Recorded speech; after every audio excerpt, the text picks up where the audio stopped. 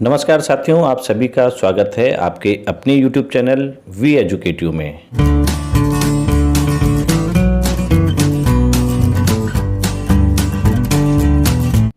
साथियों, old pension scheme को लेके आंध्र प्रदेश से एक महत्वपूर्ण खबर सामने आ रही है जिसको इस वीडियो के माध्यम से हम आपसे शेयर करना चाहेंगे। लेकिन हमारा सभी साथियों से निवेदन रहेगा कि ओल्ड पेंशन स्कीम को लेके हमेशा की तरह गंभीर रहें और कृपया हमारे इस चैनल को सब्सक्राइब करके अवश्य रखें। साथ ही बेल आइकन के ऑल में जाके भी क्लिक करें ताकि आने वाले जितने भी अपकमिंग वीडियोज़ हैं उनकी नोटिफिकेशन आप तक सबसे पहले पहुँच पाए और आप उन महत्वपूर्ण वीडियोज़ का लाभ उठा पाएँ। तो चलिए वीडियो स्टार्ट करते हैं और जानते हैं कि आंध्र प्रदेश राज्य से आखिर ऐसी क्या खबर है ओल्ड पेंशन स्कीम को लेके जो आपको जानना बहुत जरूरी है।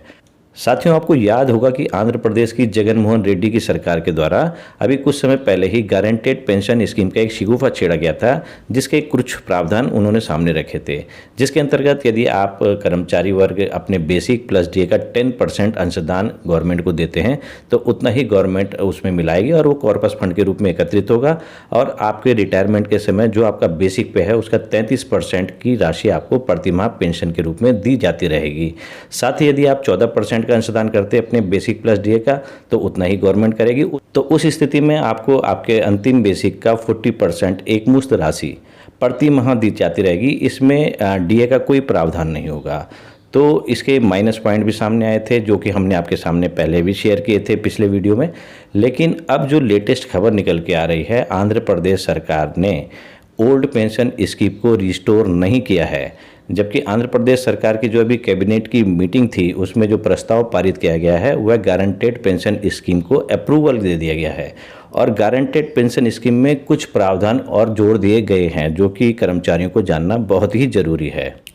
तो गारंटेड पेंशन स्कीम में क्या सुधार किए गए हैं इसको हम जानते हैं, थोड़ा विस्तार से जानेंगे। आप जानते हैं कि एनपीएस में जो एम्प्लॉय का कंट्रीब्यूशन होता है उसके बेसिक प्लस डीए का 10% मिलाया जाता है और 14% सरकार के द्वारा मिलाया जाता है जो कि पीएफआरडीए में एकत्रित हो जाता है एनपीएस फंड के रूप में। लेकिन जो गारंटेड पेंशन स्कीम है उसके प्रावधान में यह किया गया है कि जो कर्मचारी का बेसिक और डीए है उसका 10% आपको कंट्रीब्यूशन अभी भी करना होगा। जैसे आप एनपीएस में करते हैं वैसे ही आपको यदि जीपीएस में आप स्विच करते हैं तो उसमें भी यही प्रावधान है कि आपको अपने बेसिक प्लस डीए का 10% कंट्रीब्यूट प्रतिमाह करना होगा। अब जब आप रिटायर होंगे, सेवानिवृत्त होंगे, तो उस समय जो आपका अंतिम बेसिक होगा या जो लास्ट 10 महीनों का एवरेज बेसिक होगा उसका 50% आपको पेंशन के रूप में दिया जाएगा। ये गारंटेड पेंशन स्कीम में प्रावधान किया गया है जो कि कैबिनेट के प्रस्ताव को जो पारित कर दिया गया है उससे जो खबरें निकल के सामने आ रही है, जो प्रेस रिलीज निकल के सामने आया है उसी के अंतर्गत हम ये आपको शेयर कर रहे हैं कि गारंटेड पेंशन स्कीम में जब आप रिटायर होंगे, सेवानिवृत्त होंगे तो सेवानिवृत्ति के समय जो आपका अंतिम बेसिक होगा उसका 50% आपको पेंशन के रूप में प्रदान किया जाएगा। अब जो हम पहले पिछले वीडियो में डिस्कशन कर चुके थे कि जीपीएस में डीआर यानी कि डीएनएस रिलीफ, जिसको डीए भी बोलते हैं कर्मचारी के रूप में, जब सेवा में कर्मचारी रहता है तो उसको डीए बोलते हैं, लेकिन जब पेंशनर के रूप में उसको डीआर डीएनएस रिलीफ बोला जाता है।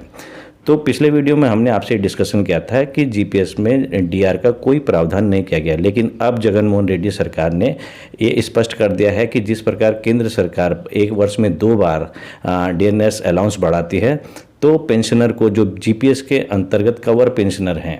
उनको भी डीआर का प्रावधान दिया जाएगा। और उन्होंने इसको एक एग्जाम्पल सेट करके भी बताया है कि यदि कोई कर्मचारी रिटायर होता है और उसका अंतिम बेसिक जो कि जीपीएस के दायरे में आता है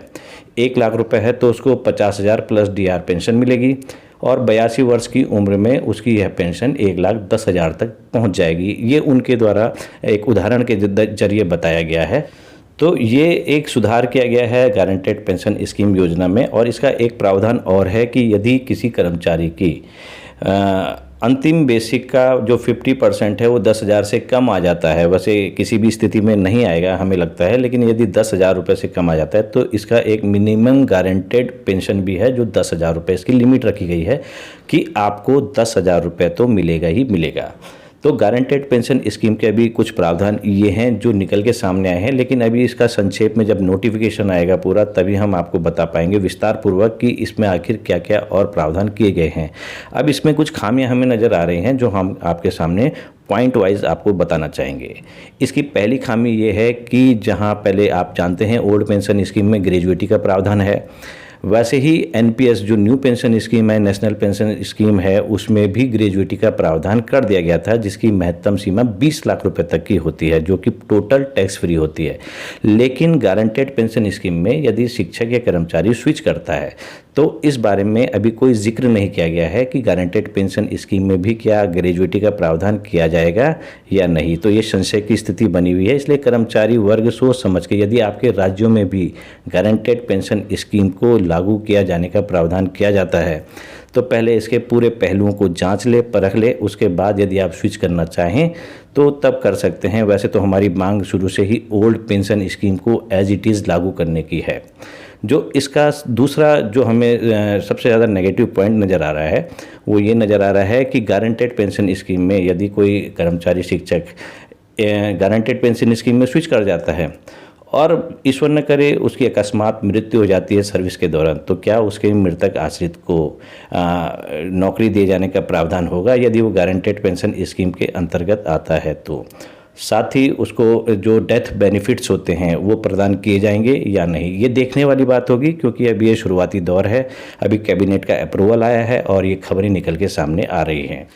वैसे हम आपको यह भी बता दें कि आंध्र प्रदेश के कर्मचारियों में जब से ये कैबिनेट का अप्रूवल आया है उसको लेके काफ़ी रोष है और हम विभिन्न सोशल मीडिया के माध्यम से उनका आक्रोश देख रहे हैं कि वो किस प्रकार अपना आक्रोश व्यक्त कर रहे हैं। कई साथी यह भी लिख रहे हैं कि जब हमें ये गारंटेड पेंशन स्कीम दे रहे हैं और हमारा 10% शेयर अभी भी ले रहे हैं तो नेताओं के लिए ये ऐसी स्कीम क्यों नहीं लागू कर रहे हैं, उनको एज इट इज़ पुरानी पेंशन स्कीम क्यों दी जा रही है। तो उनके आक्रोश कई हैं और आक्रोश एक किसी हद तक जायज़ भी हैं। तो साथियों, आपकी राय इस बारे में क्या है? यदि आपके राज्य में इस प्रकार की स्कीम जो guaranteed pension scheme Andhra Pradesh का मॉडल है, मुझे लगता है कि अभी जो केंद्र सरकार है शायद वो इस ओर आगे कदम बढ़ाएगी और शायद गारंटेड पेंशन स्कीम में कुछ और इम्प्लीमेंट करके इसको आपके राज्यों में थोपने का प्रयास करेगी। तो आपकी इस बारे में क्या राय है? क्या तो साथियों, आज के वीडियो में इतना ही। आपको हमारा ये वीडियो कैसा लगा कृपया कमेंट बॉक्स में अपनी राय हमें अवश्य दें। साथ ही इस बारे में भी राय अवश्य दें कि क्या गारंटेड पेंशन स्कीम वास्तव में ही बुढ़ापे के समय हमें सामाजिक सुरक्षा प्रदान कर पाएगी या नहीं, और यदि आपके राज्यों में ये स्कीम ज़बरदस्ती थोपी जाती है तो क्या कर्मचारी वर्ग इसको एक्सेप्ट करेगा अथवा नहीं। धन्यवाद।